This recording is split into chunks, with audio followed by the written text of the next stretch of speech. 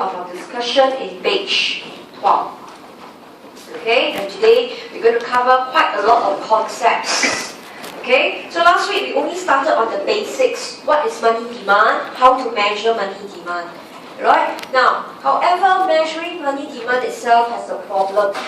Okay, right? If you actually recall. For example, if transaction cost is near zero, okay, we know money demand is near zero.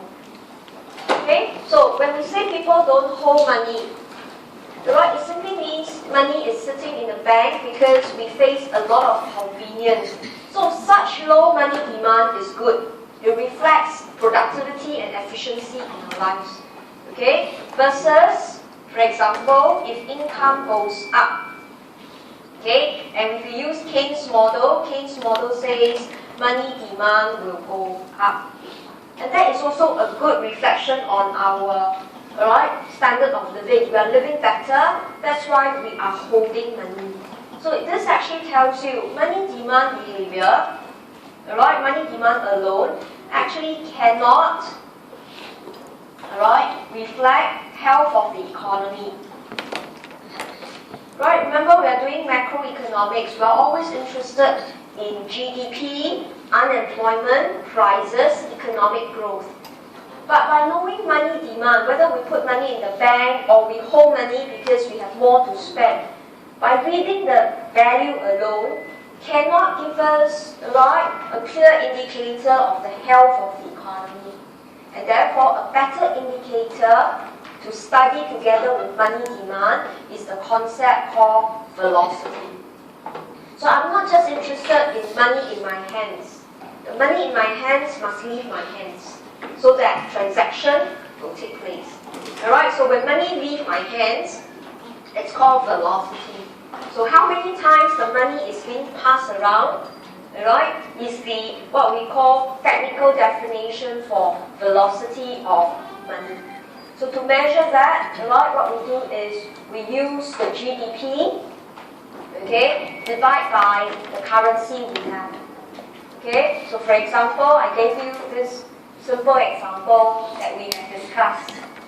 If I print a $20 note, M is 20, but the GDP created from there eventually was 40.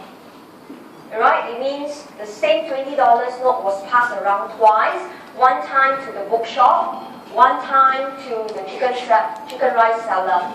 So there was 2 times transaction, but the currency is the same $20 note. So in this case, you could see it is not about holding that $20. It's about passing the $20 around to give us velocity equals to 2. So we are not just concerned about money demand, we are also concerned over velocity. Okay, so we will come back to this numerical example. Now cancel this billion for me, there shouldn't be a billion here.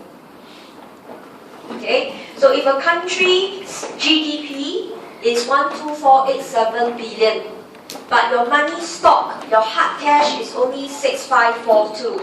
So velocity in this case, should be 2 billion times.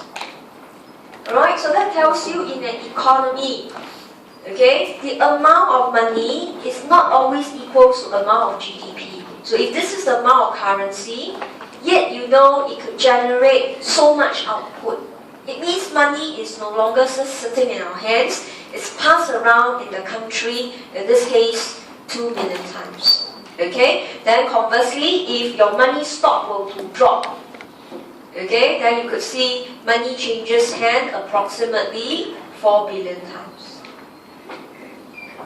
So money must travel. So this concept is therefore known as velocity. Now, therefore we could see in an economy, high velocity is good. The 2 examples I gave you, the example that I left with you about the $20 note, it shows money stock constant, but velocity can go up. So such high velocity suggests the economy is growing. And similarly, velocity could go up because your money stock went down.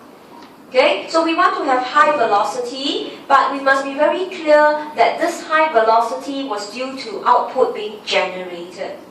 Therefore, we move on to today's discussion, right, from page 13 to 15.